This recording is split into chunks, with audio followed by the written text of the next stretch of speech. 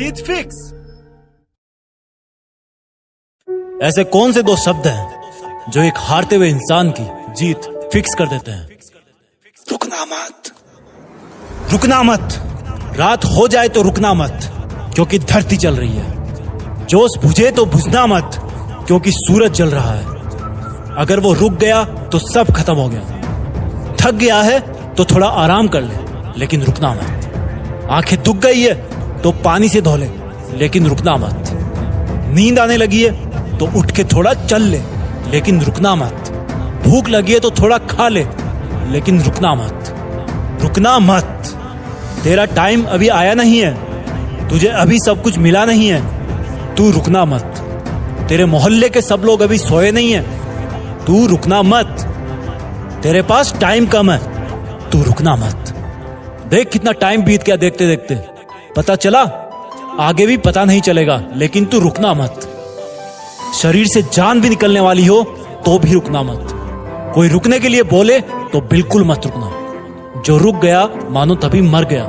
ये जिंदगी का गेम है और तू इसकी बैटरी, और बैटरी चार्ज होती है जलन से, दर्द से। तो दर्द को होने दे, आंखों को रोने दे, लेकिन रुकना मत। तुझे चलते रहना है, हर दिन मंजिल के बीच आ रहे पहाड़ को खोदते रहना है, तू रुकना मत।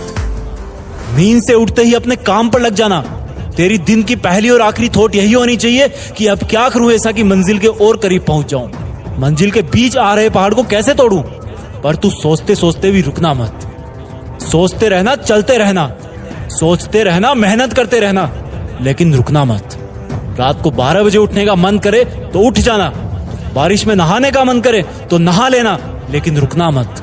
चलना तेरा काम है, ना कोई आराम है। गेम का मीटर चालू है, थोड़ा सा रुका तो गेम खत्म, थोड़ा सा चूका तो गेम खत्म, थोड़ा सा खो गया तो गेम खत्म। चलते रहना तू, रुकना मत।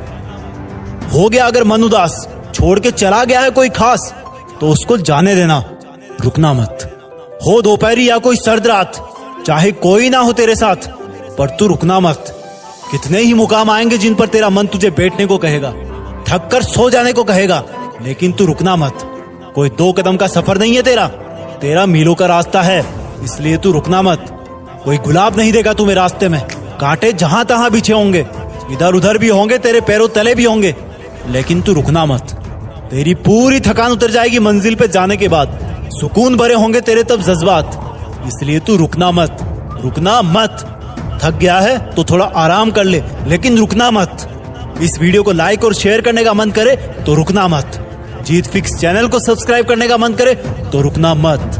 पहले वनडे इंटरनेशनल मैच में दूसरी गेंद पर 0 रन पर ही आउट हो गए। लोगों ने सोचा कि बच्चा है 16 साल का, अभी तो नया है खेल में, लेकिन किसको पता था कि ये इंसान जिद्दी इंसान है, और इसी जिद्दी इंसान को बाद में क्रिकेट का भगवान माना गया। और सेंचुरी की हाफ सेंचुरी और हाफ सेंचुरी की सेंचुरी भी लग जाती है अगर ये खिलाड़ी 8-10 मैच और खेल लेता तो। 0 से जिद्दी बन गए, जिद्दीपन ने हीरो बना दिया, जिद ने 0 और हीरो के बीच में एक पुलिया बना दी। दुनिया के कई रिकॉर्ड तोड़ डाले इन्होंने। एक सामान्य कद के खिलाड़ी किसी खेल के भगवान कैसे बन गए? अब क्या कहें इनके बारे में। बच्चा बच्चा जानता है, बड़ा बुजुर्ग जानता है। उनकी जिद ने उनको 16 साल की उम्र में इंटरनेशनल टीम में जगह देकर मैदान में उतार दिया। एक क्वेश्चन पूछूंगा मैं आज, तुम अपनी लाइफ में कितना बड़ा पाना चाहते हो? अब वो चाहे सफलता हो, पैसे हो या फिर नाम हो, सोच के बताओ। अल्बर्ट आइंस्टीन जितना बड़ा, जिनका नाम अभी तक किताबों में चलता आ रहा है, और जब तक इस पृथ्वी पर जीवन रहेगा और जब तक विज्ञान है ना, तब तक अल्बर्ट आइंस्टीन की छाप कोई विज्ञान की किताब से नहीं हटा सकता। अरे पृथ्वी भी रहे या ना रहे, लेकिन उनके साइंस के फॉर्मूले तो हमेशा ही सच रहेंगे। ऐसा कैसे हुआ? स्कूल में मंदबुद्धि कहा जाने वाला विद्यार्थी इतना बड़ा इंसान कैसे हो सकता है? क्योंकि उनमें जिद थी कि मैं अपने हिसाब से पढ़ूंगा, अपने हिसाब से खोजूंगा। जिद थी कि बस करता रहूंगा। बनना चाहते हो इतना बड़ा? वापस आते हैं अपने कंट्री में, ज्यादा पुरानी बात नहीं है। रतन टाटा जी ने एक कार लॉन्च की इंडिया में, नहीं चली, घाटा होने लगा। जब ज्यादा घाटा होने का अंदेशा हुआ तो अपना कार व्यापार बेचने चले गए किसी और कंपनी के पास, ताकि और लॉस ना हो। वहां मीटिंग करी, मीटिंग में जवाब मिला कि जब आपको कार व्यवसाय के बारे में जानकारी नहीं है तो क्यों करते हो कार व्यापार? डील वहीं पर छोड़ दी। वापस आते टाइम रास्ते में सोचते रहे कि बहुत हो गई बेइज्जती, अब मैं दिखाता हूं कि टाटा क्या चीज है। मेहनत करी, तगड़ा बिजनेस मॉडल बनाया और गजब की कार इंडस्ट्री खड़ी कर दी। 10 साल बाद वही कंपनी जिसकी मीटिंग में उनकी इंसल्ट हुई थी, उस कंपनी में भी तगड़ा लॉस हुआ। रतन टाटा जी ने उनको ऑफर दिया कि बेचना चाहते हो, अब कंपनी बेचना चाहते हो, बताओ मैं खरीद लूंगा। और वो कंपनी उन्होंने अपने नाम कर ली। ये होती है जिद कि ऐसा क्या है जो मुझ में नहीं है। क्या था इन सब लोगों में कॉमन? एक जिद कि नहीं रुकूंगा, करता रहूंगा, खुद को बेहतर से बेहतर बनाऊंगा। उनमें जिद थी कि वही बनूंगा जो मैं बनना चाहता हूं, चाहे कितनी भी रुकावटें आए। जिद है तो है। बनना चाहते हो उनके जैसा? मन किया ना बनने का, लेकिन ये जो लेकिन वर्ड है ना, वही तुम्हारी वाट लगा देता है। मैं कुछ करूं तो सही, लेकिन मैं बड़ा बनूं तो सही, लेकिन मैं मेहनत करना तो चाहता हूं, लेकिन मेरा सपना तो ये है, लेकिन कोई थाली में परोस के देगा क्या कि ये खा लो, आज से तुम सचिन हो जाओगे, ये खा लो, आज से तुम दुनिया में आइंस्टीन के नाम से जाने जाओगे, ये जड़ी बूटी खा लो, आज से तुम अरबपति बिजनेसमैन बन जाओगे। लेकिन मैं तुम्हें बताता हूं कि जब तक इस लेकिन वर्ड की तुम वाट नहीं लगाओगे ना, जब तक इसको जिद में नहीं बदलोगे ना, तब तक कुछ नहीं होगा। लेकिन पहले ये बताओ कि क्या खास था इन लोगों में? सोचो, क्या उन्होंने अवतार लिया था? क्या वो प्रकट हुए थे? क्या खास था इन लोगों में जब वो दुनिया में आए थे? वही हाथ पैर, वही आंखें, नाक कान मुंह पेट गला सब कुछ वही ना। उनके शरीर में भी इंसान का ही खून था ना, वही मिट्टी का शरीर था ना। क्या ये सोने चांदी के बने थे? क्या ऊपर वाले ने इनके कान में कोई गुप्त मंत्र फूके भेजा था कि जाओ तुम सचिन बनोगे, जाओ तुम रतन टाटा बनोगे, जाओ तुम आइंस्टीन बनोगे? चलो एक और एग्जांपल देता हूं। जब तुम्हें एक दिन के लिए कोई रूम में अकेले बंद कर दे, तब तुम क्या करोगे? जब तुम्हें एक हफ्ते के लिए रूम में बंद कर दे, तब तुम क्या करोगे? और टाइम पीरियड बढ़ाऊं, जब तुम्हें एक महीने के लिए रूम में अलग थलग बंद कर दे, तब तुम क्या करोगे? नहीं, अभी भी नहीं हुआ।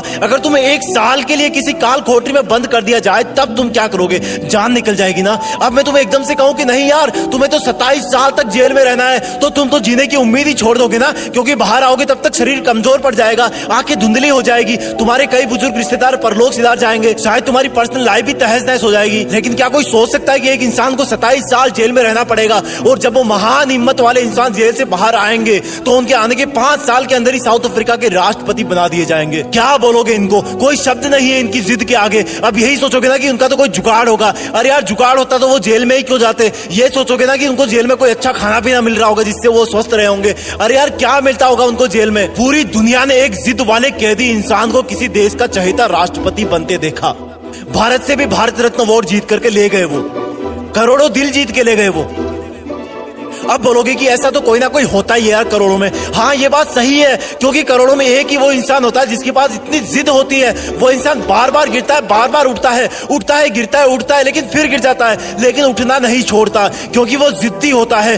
जिद, सिर्फ एक जिद होती है उनमें, बाकी सब सेम होता है। वो हम सब जैसा ही पैदा होता है, लेकिन जब दुनिया से जाता है ना, तो दुनिया का बच्चा उनको मिस करता है। हर न्यूज चैनल, हर अखबार उनके जाने का गम करता है कि हमने एक महान इंसान को खो दिया। अब शायद कोई ऐसा नहीं कर पाएगा, क्योंकि वो मानव से महामानव बन जाता है, क्योंकि वो मेहनत करने की हदें पार कर जाता है, काम करते रहने की जिदें पार कर देता है। वो एडिसन की तरह बल्ब बनाने के लिए हजारों बार फेल हो जाता है, लेकिन फिर भी जिद करता है कि रुकना मेरा काम नहीं, जब तक यमराज ना आ जाए तब तक आराम नहीं। यमराज भी आएंगे तो बोलूंगा कि सर थोड़ी सी मेहनत और कर लेने दो प्लीज। जिद मत छोड़ना मेहनत करने की, हद पार कर जाना जिद करने की, तभी बनोगे महान, तभी रखेगी दुनिया तुम्हें जाने के बाद याद। लेकिन इस लेकिन वर्ड को ना तुम डस्टबिन में फेंक देना, अपने आप से जंग के लिए माथा टेक देना, जिद में खुद को झोंक देना, अपने आलस को ठोक देना। वीडियो पसंद आए तो वीडियो को लाइक, शेयर और जीत फिक्स को सब्सक्राइब भी ठोक देना। जय हिंद, वंदे मातरम।